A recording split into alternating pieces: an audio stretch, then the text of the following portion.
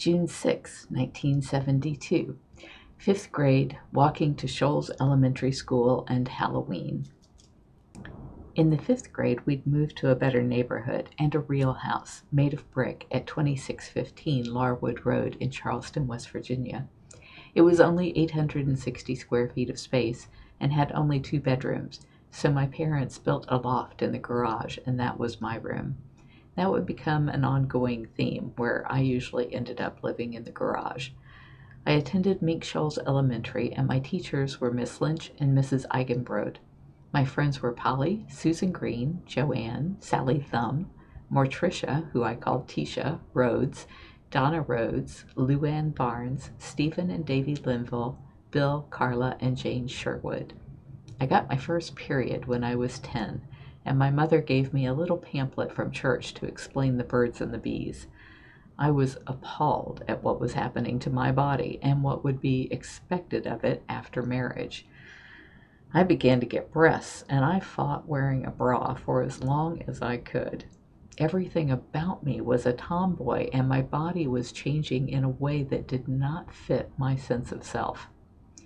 Pearly May came into my life, and later Marmeros. We attended a tiny little white-frame Church of Christ. There were windows on either side of the narrow building, and I found it hard to pay attention because you could hear life going on out there as people were mowing their yards or having fun, while we sat inside listening to someone tell us we were sinners. There were 3 little old spinsters who sat together on the front row. They lived next door to the church and invited me over to see the new kittens their cat had just delivered. I hadn't seen kittens since losing Smokey and her litter. Now I had a reason to want to go to church. Afterwards, I'd go check on the kittens. Within a week or 2, the little old ladies told me that all of the kittens had gotten distemper and died, except for one tiny runt. They were afraid she wasn't going to make it because she couldn't nurse. I took her home, and she was my constant companion until about 1982 or so, after my own daughter Jamie was born. Pearly May was stunted from the beginning and never got to be more than about 5 pounds, but she was a fierce one. Marmeros came to me later when our family dog dragged home a kitten. He grew up to do the same thing and was always bringing me baby wildlife that he had found or stolen. It was the beginning of my rehab and release work. I enjoyed painting, football, baseball, bowling, and started a club called the Cat's Eye Spy Club. I won a bowling trophy for Most Improved. It was 1 foot tall and gold, and I was so proud of it. My mother was a great athlete, and she could beat me at all of those sports. This photo is the house in 2018. All of the trees and plants are gone now. Down at street level, there were big Australian pines. Pearly May would hide in the trees and wait for the mailman to arrive. She'd leap down on his head and attack. She was praised for doing it to the dogs that ran loose in the neighborhood and couldn't understand why strangers were allowed if dogs weren't. My brother was 4 and in kindergarten. I had to take him to and from school, and we could take the bus or walk. Chuck was so shy that bullies just gravitate toward him. My mother always said, "Turn the other cheek," but my dad always said, "Never start a fight, but always be the one who ends it." I listened to my father. Mom clearly didn't know what I was up against. Taking the bus meant we had to walk down to the valley to the bus stop, where I'd have to spend most of my time protecting my brother. The bus ride was just more of the same, kids totally out of control, and a bus driver who drove so fast and reckless that I thought she would surely kill us all. School busing had begun to integrate schools, so it took forever to get to school, as our driver had to go far and wide into forgotten hollows to pick up black children. It took about the same amount of time to walk to school if we went down the mountain through the yards to the Elk River, and then up and around the Yeager Airport and back down the other side of the mountain to the school. It was 6 miles by car, but a lot less by foot through the woods. As long as we showed up at school, my parents didn't care how we got there, and I'm sure I never took them with us, or they never would have given me that option. Our house was unique in that the former owners had a great love for plants. Our backyard was steep and it led up to the top of the mountain we lived on.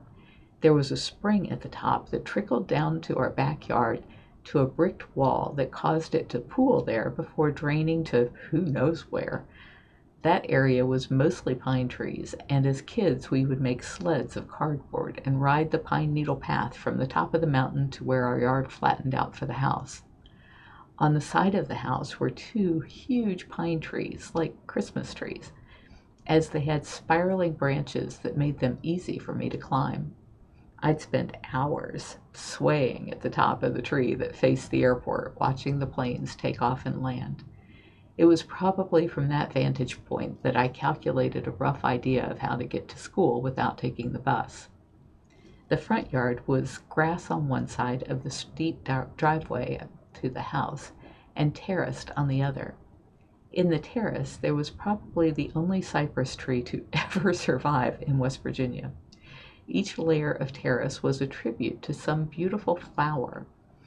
One would be purple iris, the next would be roses. There was a brick flower box in front of our living room picture window.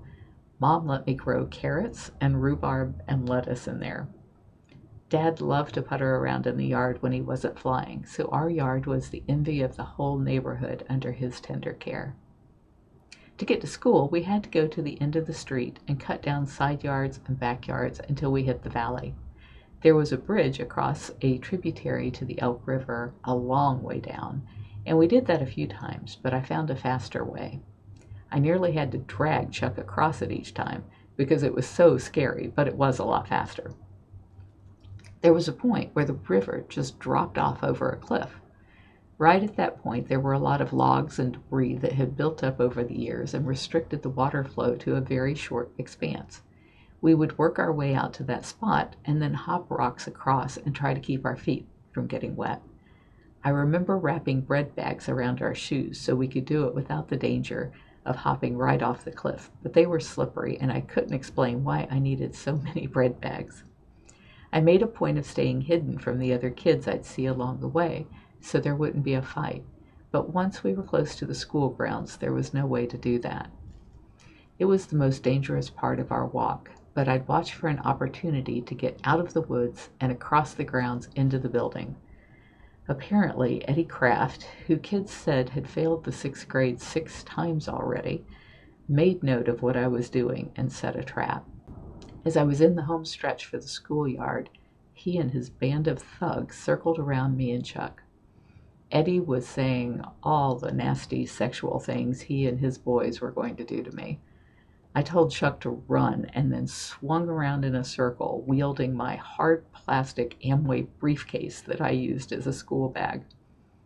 I guess the action took the boys by surprise, as Chuck was able to get away unscathed. Spinning, time was slowing down, and it gave me the time to calculate my next move. Take down the biggest, meanest ringleader, and I might have a chance. With that, I slammed my briefcase into the side of Eddie's face and sent him flying. While he was holding his bleeding face and rocking on the ground in pain, I looked defiantly at the rest of them as if to say, "Next." They scattered like cockroaches. I took a fair amount of teasing over the fact that my clothes were handmade. My mother made them, and she taught me to sew, so I made them after that. Scraps of fabric were cheaper than whole yards, so most of my clothes were pretty colorful as a result. Dolly Parton released Coat of Many Colors that year, and I took some comfort that a big star like Dolly Parton had the same problem, or so I believed. We made our Halloween costumes too, and on this particular year I was Little Bo Peep and Chuck was a prince. Back then, I think most costumes were handmade, so we didn't stick out for that reason.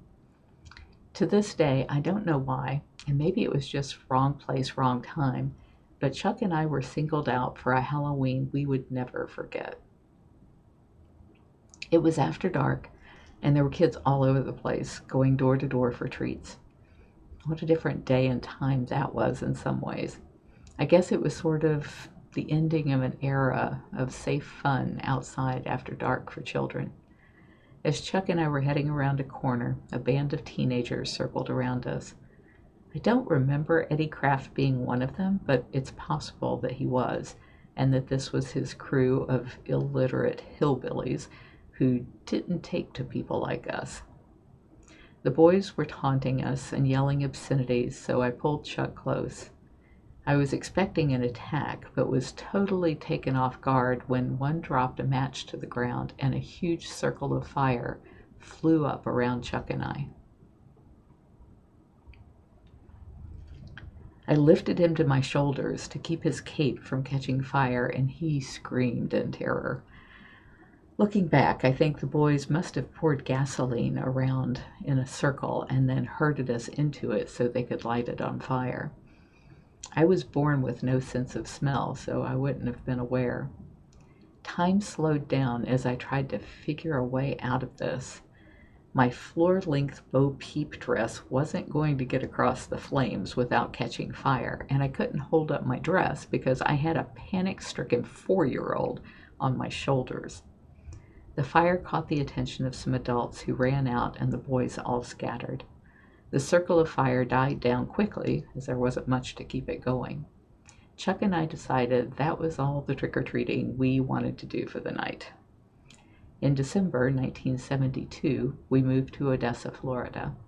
Mama Jackie and Big Daddy lived on Lake Keystone, and 2 doors down, they bought a much smaller home that my parents moved into for a while. I loved having both of my mothers again, and I really loved the lake.